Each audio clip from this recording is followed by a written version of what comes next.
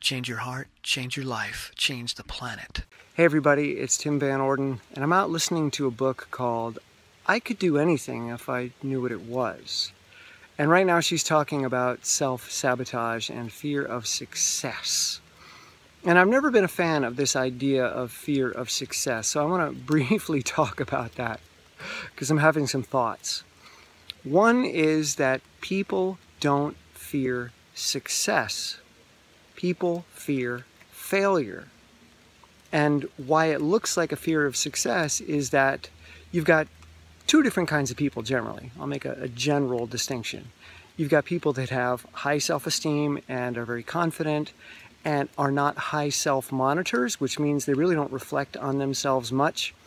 They're more interested in the world and just going after things like, ooh, bright, shiny object. And then you've got people that are high self-monitors that self-reflect a great deal, are generally more sensitive, and have had some issues where they've got some bruises. They've got some reasons to be insecure based on past experience. So they're going to spend a lot of time reflecting on themselves and their rank and how they fit into the world and how they fit into their dreams and goals. And that's the key. Because if you are someone that feels that you have a low rank, you're going to fantasize about having a higher rank, and you're going to go through a million different occupations or challenges or things that you can engage in that might magically raise your rank, and you dream about them. For instance, for me, it was being an Olympian and an actor, both of which I went after, but also both of which I failed to truly materialize. I got most of the way there and then stopped. So what I've discovered and what's coming up right now is that the goals that I had were not goals that were about me.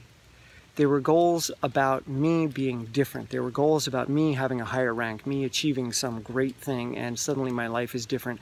I am different. People perceive me differently. So people that are in this high monitor, insecure state will tend to set goals that are transformative, rather than things that they're simply interested in. So if somebody encourages you to go after one of these goals, or you somehow get up the courage to go after it yourself, like I did with acting, you're going to find at some point that you're not changing along the way. You're getting closer to the goal and closer, but you're still you. And the bigger the pants that you put on, the more you realize that they just don't fit. And then you see imminent failure. You see, because you're self-reflective, you're a high self-monitor, you see yourself getting the role and you're like, I haven't changed enough to be able to handle that role yet. In my dream, in my fantasy, I'm a different person in that role. But I haven't changed yet. So if I get that, I'm going to be found out. I'm going to be ridiculed. I'm going to be a failure. And I'll be well aware of that, and now so will everybody else.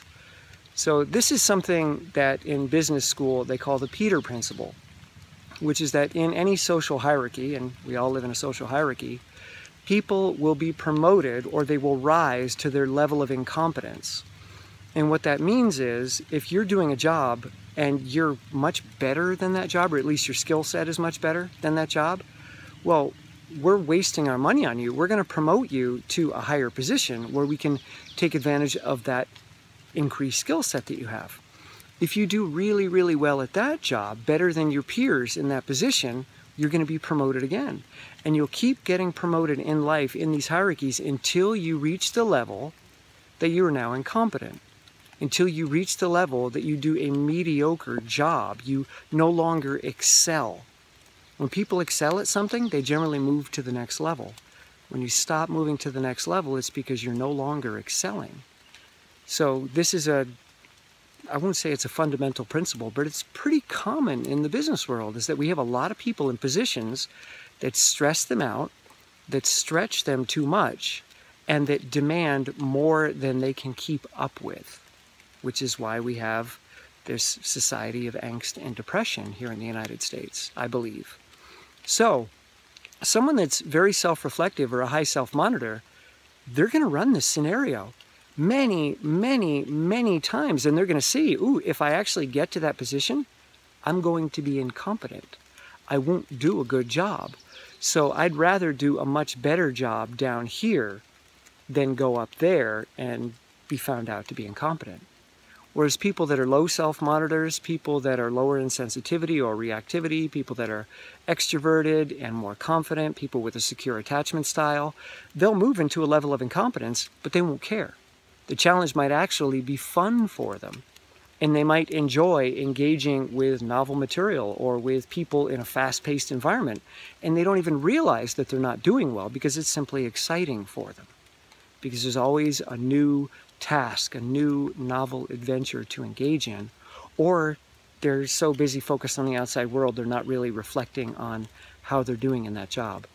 And that's another situation that we run into. We have a lot of people that do a bad job and don't even know it because they don't self-reflect, because that's not their nature to do so. So the moral of this story is that if you are sensitive, if you are insecure, if you are a high self-monitor, when you set goals, really tune in to why you have set that goal. Is it a transformative goal that is going to change me? If so, you probably want to reconsider and create a goal that's smaller and more process-oriented, that's about what can I get better at right here, right now, so that you can see the incremental improvement. And you do it slowly, so you trust that you're actually improving. Which is how I became a better athlete, which is how I became a better researcher in the things that I do. Rather than trying to write a book right off the bat, I'm slowly taking my time and building confidence so that when I do write, I don't feel like I'm stretching way beyond who I currently am. Whereas when I first started writing the book 12 years ago, man, I wanted to knock it out of the park. I wanted it to be the best book ever, and that's not who I was. It was a transformative goal, and I imagined the book transforming my life. But the reality is, it's about the process, it's about slow engagement, it's about incremental improvement, and then acknowledging in time, slowly, that this improvement is taking place, that you are developing a sense of self-efficacy. I am moving. There has been no big transformative occurrence, but there's been a slow and steady build towards a more powerful, competent me. Okay? So fear of success, I don't buy it. It's simply a goal that was way too big and that you need to let go of and start engaging here. And you'll find that if the goal is not a huge stretch for you, you're not going to fear it at all, and that's success. If you accomplish a small goal, that's success.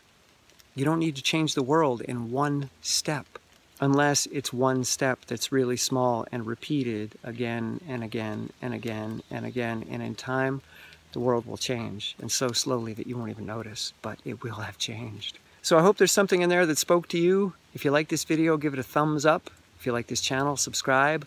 Leave your comments below. What do you think about the idea of a fear of success?